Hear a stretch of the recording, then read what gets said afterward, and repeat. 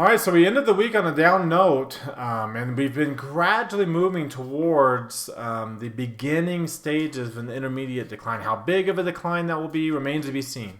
But you can start to see like we're not nearly as strongly bullish as we have been. We've been seeing some signs that we haven't seen since last November, especially on like the NASDAQ 100, incidentally, which has been a big driver of the strength.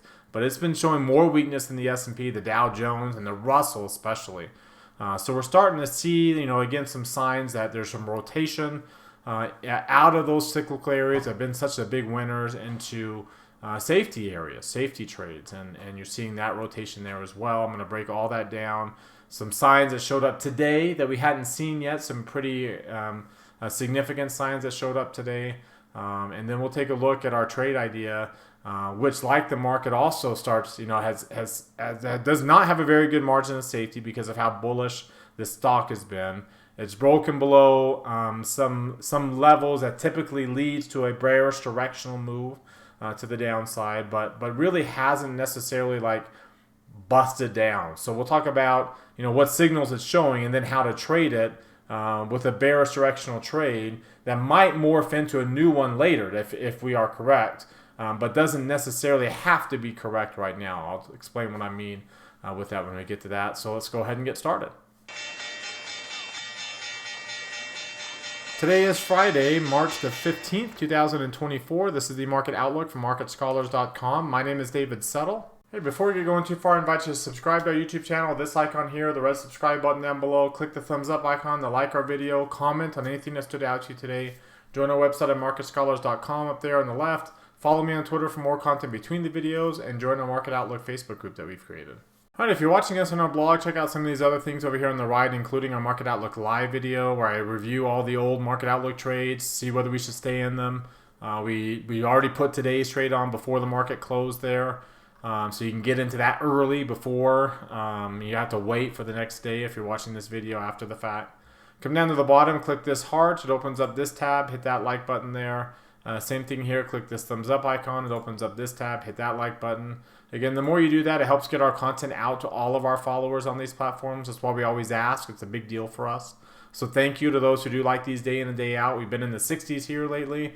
I appreciate that. Our goal is to get to 100. So if you haven't liked these videos, you can do it right now while you're watching with one or two really easy clicks. All right, let's go ahead and start off taking a look at the S&P 500 with the market forecast indicator like we always do. And you can see bearish short-term sentiment with 3 straight down days. In fact, we've had 5 down days in the past 6 trading sessions. And in that time that we've been down 5 out of 6 trading sessions, we've gone from 51.57 down to 51.17. So we've lost a whopping 40 points. For context, that's less than 1 day's average range. So as bad as it seems, it's not really that bad, right? In fact, pretty much the open and the closes are pretty much inside of what would that be? Tuesday's range, all inside of Tuesday's range. So context in terms of like this 3-day losing streak that we're on, but it's enough to bring short-term sentiment back down. Short-term sentiment got up, like we said up here on Wednesday. Where it dipped its toe up here above the 80th percentile, and it could be bearish if we didn't stay there, and we didn't. So another bearish peak, and we're back down. Now, this is, again, another bullish intermediate confirmation signal. So the momentum line's oversold, combined with a bullish intermediate posture. That's a buy the dip signal. And you add on to that, the near-term line is in bearish territory. Like we've seen 1, 2, 3, 4, 5, 6 other times, 7 other times here recently this calendar year, we'd bounce right back up off of that. Now, one of these times it's not going to be the case, but until it is, we follow the precedent, right? And the precedent is to, especially for this particular signal, is to buy that dip and bounce back up. We're still 1% above the moving average, so we're not anywhere close to even getting a red arrow yet on the moving average. So we'll, like I said, there's going to come a time where we won't. We haven't gone up forever, ever. And when we have, that really breaks the market, and we have really uncomfortable corrections like 1987, like COVID, like 2022, where we had previously in 2018, where we had gone up so much the years before, like way too much, that we end up having really uncomfortable corrections. So But until we go down, right, we'll ride this train until we have that uncomfortable correction. And we still have bullish posture. Market sentiment still higher. The intermediate line is still above market sentiment. So everything's good from that regard. Looking at the Dow Jones Industrial Average, you'll see we got another bull tag. So our second bull tag, last one we bounced off of. This one, again, does not have an intermediate confirmation signal. This other one didn't either. You can't have one. You have to be below 80 to have the pink shading, so which is half of a bull tag. The other half is a yellow line here on the moving average. So you can't have an intermediate confirmation signal. But you can see the short-term sentiment is very similar on the Dow as it is in the S&P. Momentum is oversold, but not extreme. The near-term line's in bearish territory, but not in the oversold level. So the difference with this and the Dow and the S&P is your intermediate line is falling at lower levels and below the market sentiment line. The market sentiment line is still above 80, but falling, and it doesn't look like it's going to be above 80 for very much longer. The NASDAQ 100 also looks a little bit more bearish. It also has a bull tag today. The intermediate line is also falling below market sentiment and is further down. And again, short-term sentiment is similar. Again, momentum line's oversold, but not extremes. The near-term line's in bearish territory, but not at oversold levels. But again, bull tags on both the NASDAQ and the Russell. The last bull tag worked out swimmingly for the NASDAQ here back in the beginning of the year.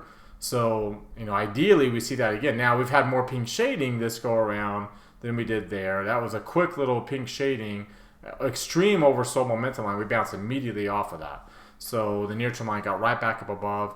As of right now, the intermediate line's been down, so we've had all this pink shading, and the near-term line has formed two bearish peaks and hasn't gotten above the intermediate line. So a little bit different scenario this go around, not as or more bearish than what we saw. Almost got a bull tag on the Russell too. In fact, we did have one at the early part of the day, but we closed back above the moving average, so we avoided the yellow line.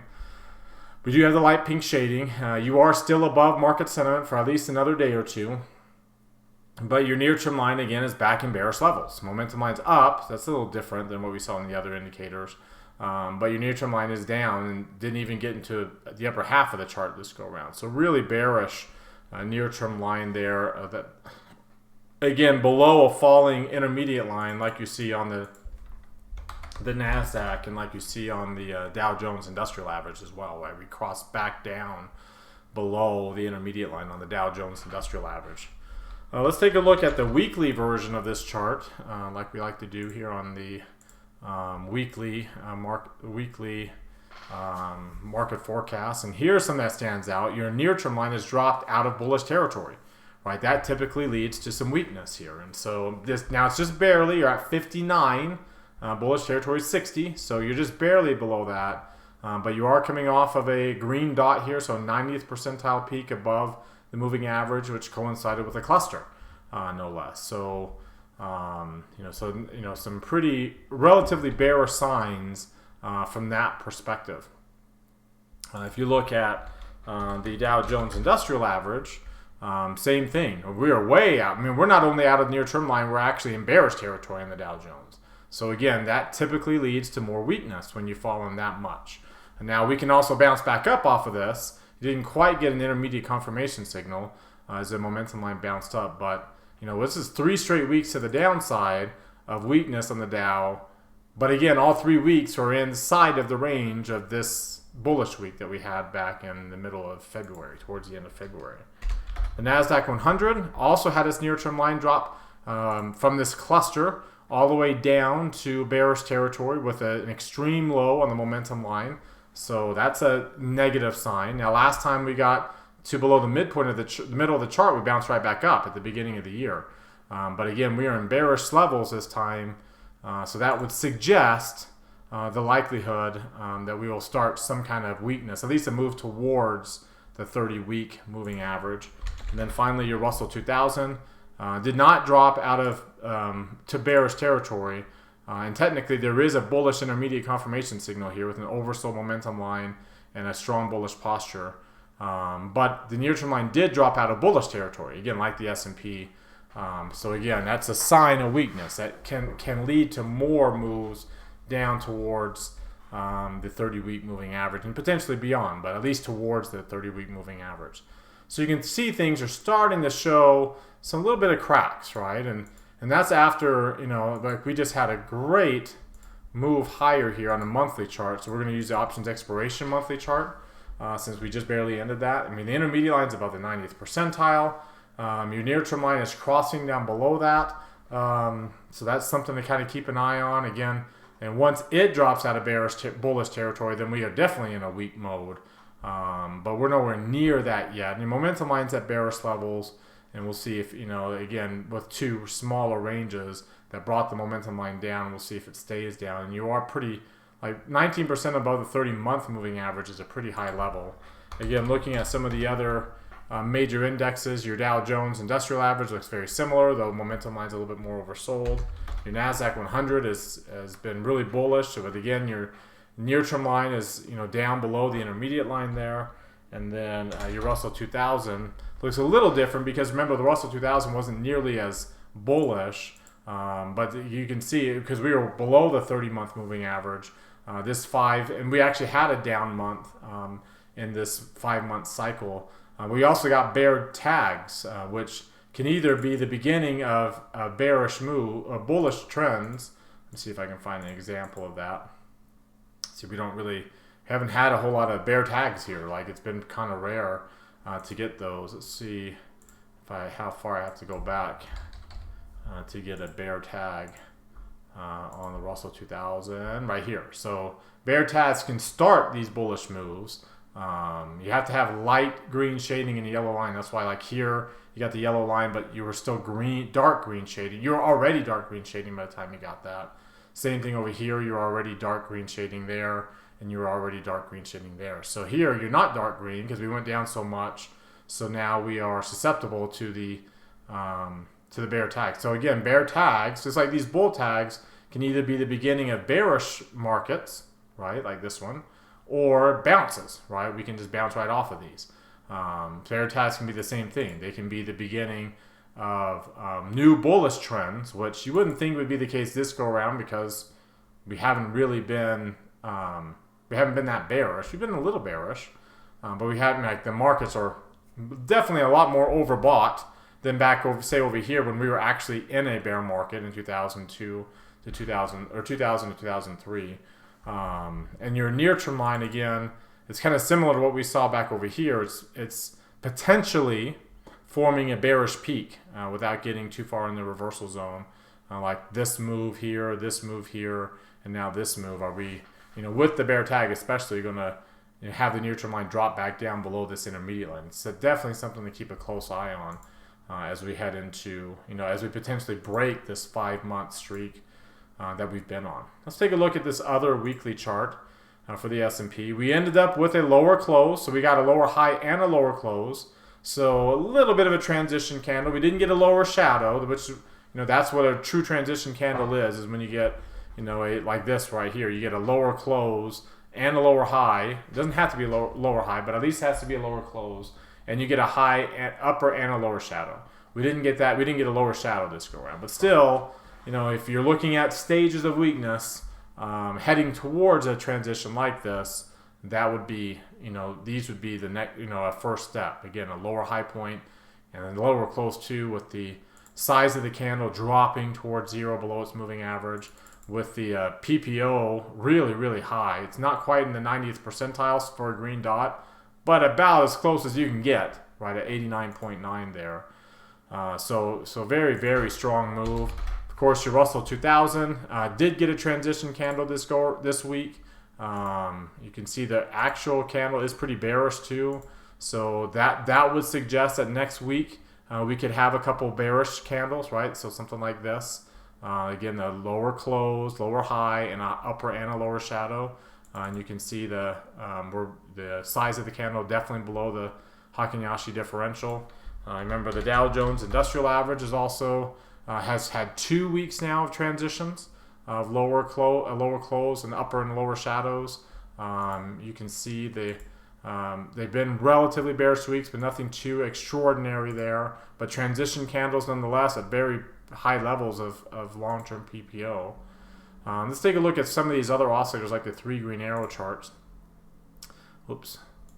If you take a look at this one here, you can see we do have 3 red arrows now on the diamonds and on the Qs. Remember, that's your bull tag. Those are 3 red arrows. So we either bounce off of this, but if we bounce off of this and we get a green arrow right away on, probably don't get a green arrow unless it's a huge move up on the MACD or stochastics, but you definitely get a green arrow on the moving average. So we can get rid of this 3 reds, this pink shading after just one day, and bounce back up if we can get back above the moving average on Monday. Or, this could be, again, the beginning stages of a intermediate decline, because it always starts with 3 red arrows. I think the latter is the more likely scenario here, heading into post expiration moves here. But again, what we'll watch for on Monday is to close back above these moving averages and get at least 1 green arrow on the moving average.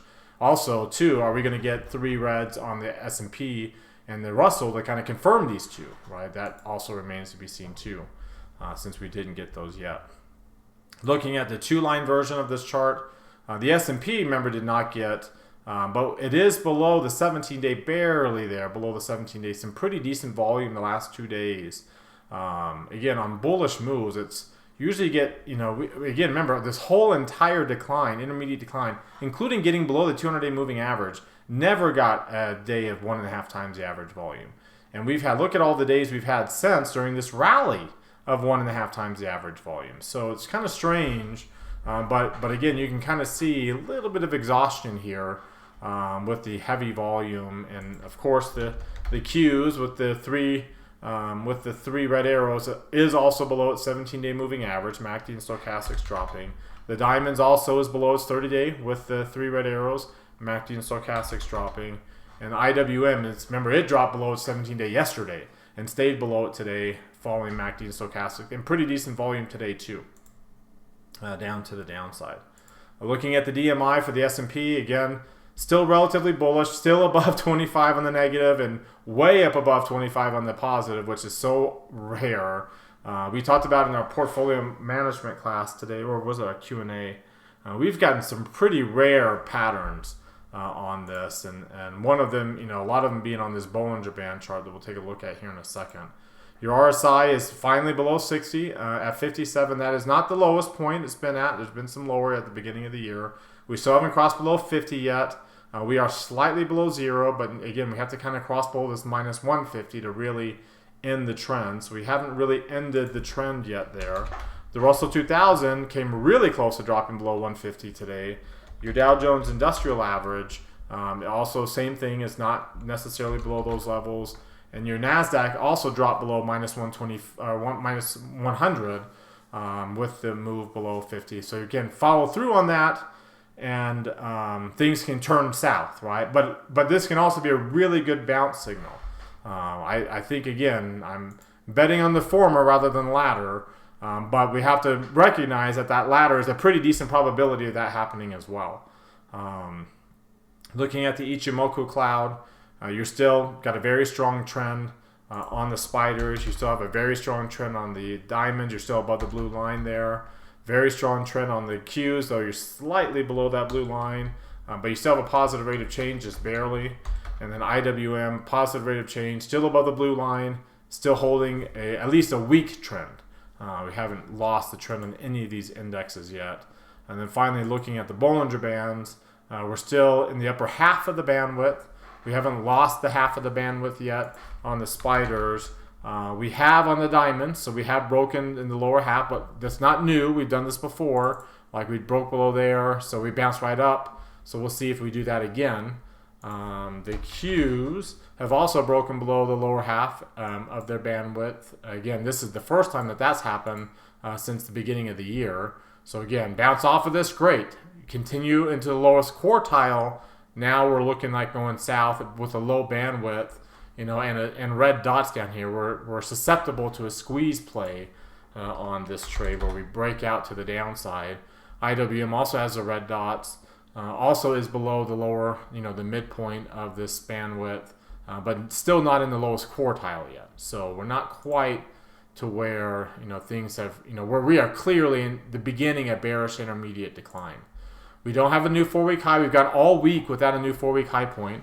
So this is probably one of the first weeks that we've gone without a new 4-week high. We did not trade at all above last week's high point at all, much less, that would have gotten us a new 4-week high. So yeah, we didn't trade it, but we also didn't trade below last week's low, which is right around the midpoint. That midpoint's really important, right? Really, really important that we don't dip below this 50% mark so we can maintain the bullishness. Your Dow Jones Industrial Average, you can see, has not only fallen below 50, but it's also fallen below 40. So again, last time we dropped below 50, we jumped right back up. So we dropped below 50 this time. It's really important that we bounce right back up. Same thing with the Russell. It has dropped below 50. It also dropped below 40 yesterday. It did get back above 40, but again, we're below the moving average. It's falling. It's not looking as good. Your NASDAQ also dropped below 50. So everything but the S&P 500 has dropped below the chart's midpoint, and you can see how important it is that we don't drop below the midpoint, because once you drop below the midpoint, now we're very susceptible to filling in that gap right there. IWM, you can see we're already in the midpoint, below the midpoint pretty clearly, and the diamonds too.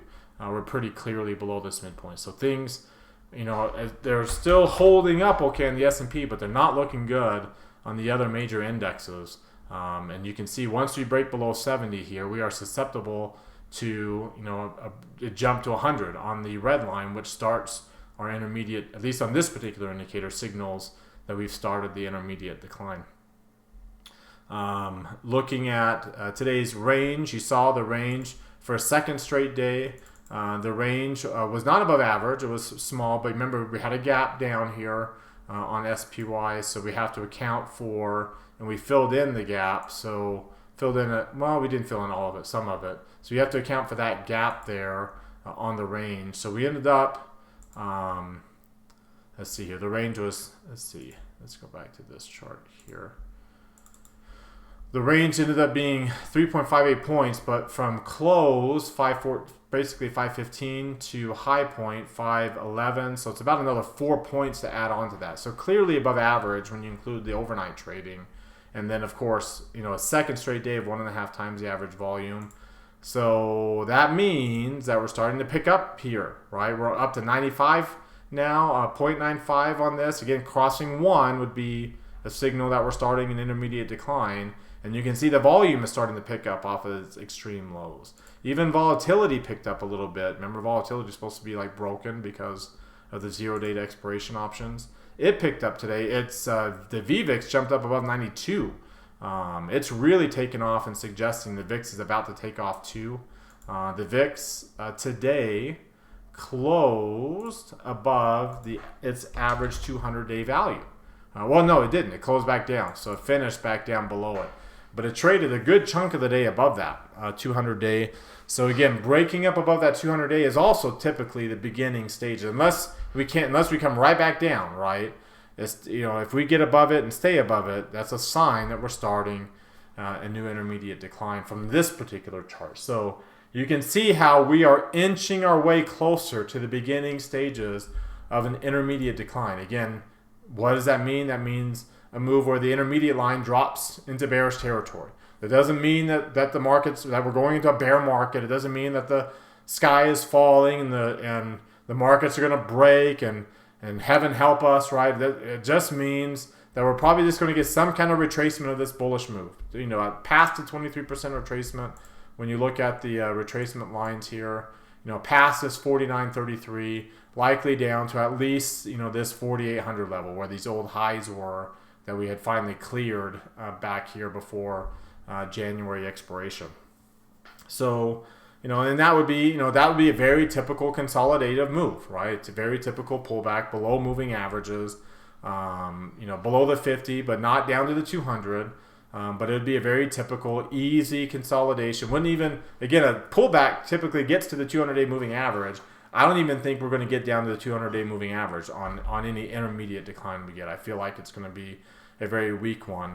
But you see how we're inching towards that with a lot of signs and indicators that we've been seeing throughout the week this week. All right, now let's take a look at what's driving this price action. You can see some of these lines are headed lower here today. So let's just go look at just today alone. So bear with me 1 second while I get this up here. And you can see the Qs are down big time. So not quite the same as yesterday, where the dollar was up, commodities were up, and yields were up. Yields weren't up very much today. The TLT ended up flat, but TLT was slightly higher most of the day. But the dollar was up again, commodities were up again. Small cap stocks actually were up again, but the Qs, small cap stocks got hammered yesterday. The Qs got hammered here today. So just kind of taking their turns, taking their lumps here. You can see for the week, again, the dollar was up for the week, but mostly the last 2 days. Yields were up for the week. Bonds were down, but again, well, they were pretty much down. Yields were up pretty much all week long. That's a big move to the downside. The dollar was up big. Commodities were up big. Again, that's the three-headed monster. Hence why the S&P had a down week. Qs was down 1% this week. IWM was down 2% this week. That's a pretty down week that we just haven't seen in a while, and it has pretty much everything to do with what's going on with these three different asset classes. The big breakout yesterday in yields, but you can see the big move we had. Remember, we started the week below the 50-day moving average, which was below the 200. Now we are above the 200, and the MACD is positive, and the stochastics is almost in bullish territory. Things have changed this week on yields. You look at the dollar index.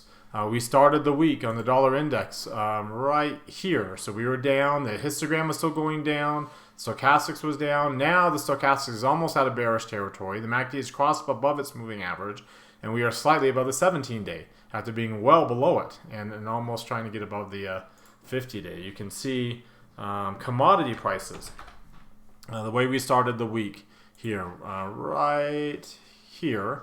We were barely above these moving averages. The MACD was slightly positive. We were slightly gaining ground, but then boom, big move up towards the point of control today.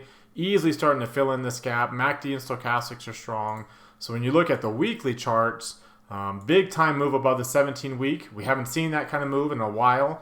MACD and stochastics are rising. That's a clear move to the upside in commodities, which generally coincides with yields moving up. And you can see after a down week last week, big time engulfing pattern this week on yields. MACD is still slightly negative, but moving up above its moving average and almost positive. Stochastics is up in the bullish territory. So you can see how things are changing there. And then the dollar index, the week it had, was a pretty good week, right? We had such a bad week last week where we had broken back down below all this, and we didn't follow through on that. We held the 62% retracement. We bounced back up. The MACD stayed above its moving average. Stochastic stayed above its moving average. And now we'll see how we follow through on the next week. But big week for those particular asset classes. And you can see, too, things changed in terms of the breadth. When you look at the breadth indicators here, McClellan oscillator, like we started the week off with some pretty good bullish moves, and then ended the week with a couple negatives to the downside there. So things are starting to look a little negative on the breadth. The money flow is back out of bullish territory there. You can see the money flow indicator itself dropping down to its lowest level. We haven't been this low since way over here, so we were down this far. So a pretty big drop in the money flow on an absolute basis. When you look at the breadth on, like, for example, the new highs and new lows, we are slightly positive, but way below the moving average. And we were slightly negative yesterday after they updated for both the indexes. The number of stocks above the 50-day moving average is only slightly above its moving average, dropped again here. You can see the ratio of the number of stocks above the 50 to the 200 is still above 1, trying to get above its moving average there. So you can see how things are changing. The skew is down, jumped up a little bit last couple of days, but still below its moving average. So pretty clear. If you look at XLK relative to the markets, XLK, you can see it broke below. Here, let's do it this way. So I don't have to redo everything. XLK. So XLK broke below its 17-day. The ratio up relative to the S&P is below its 50-day average. Both the RRG, I mean, we are clearly rotating away from these cyclical sectors. Let's go to a daily chart. XLK and XLC are in the blue, improving, but XLK is losing momentum. XLC is like, moving now, losing relative strength again. And then XLY is way down at the bottom right corner here, whereas energy is taking off to the upside. Remember, energy, when it outperforms, that's actually not a good sign for that's been typically bearish, and you can see clearly breaking through in the leading category, clearly breaking through its 50-day average, well up above its moving averages. So just like over here, we were already bullish by the time you broke above the 50-day average, and you can see even though markets were bearish from the end of July all the way to Halloween, energy kept going up, right? It kept going up all the way to the end of October, unlike the rest of the broader market. So energy going up and outperforming is not necessarily the best sign for the marketplace here. You can see when you look at, for an example, let's see, let's do SPY relative to here. Let's just do this so I don't have to change everything again. Let's look at SPY relative to the RSP, the equal weighted, and you can see how, again, we had that big jump yesterday, came right back down today. Again, flirting with that 50-day moving average. Everything is down on these oscillators, so we are pointed lower here.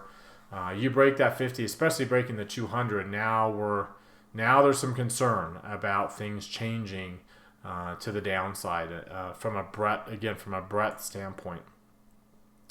When you look at the sector moves, and you saw that the rotation on the sector moves, not looking so good there either. If you look at the 12 grid here, remember this is all their market forecast charts.